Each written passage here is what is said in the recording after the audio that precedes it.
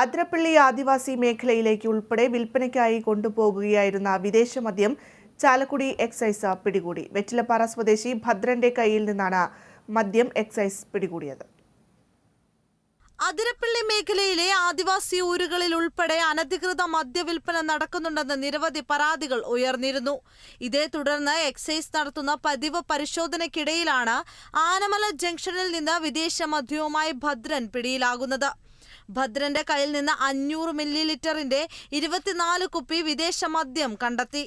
Chalakudy beverage ഔട്ട്ലെറ്റിൽ നിന്നും പലതവണയായാണ് മദ്യം വാങ്ങിയത്. 10,000 രൂപ വില വരുന്ന 12 ലിറ്റർ മദ്യമാണ് ബാഗിൽ ഉണ്ടായിരുന്നത്. ആദിവാസി ഊരുകളിൽ ഉൾപ്പെടെ അമിത വില ഈടാക്കിയാണ് വിൽപ്പന നടത്തിയിരുന്നത്. Assistant excise inspector Jindo John C, preventive officer Manmadhan KS, preventive officer grade Chandran CK, civil excise officer Bipin K Vincent എന്നിവരാണ് പ്രതിയെ പിടികൂടിയത്. Kerala vision news, Thrissur.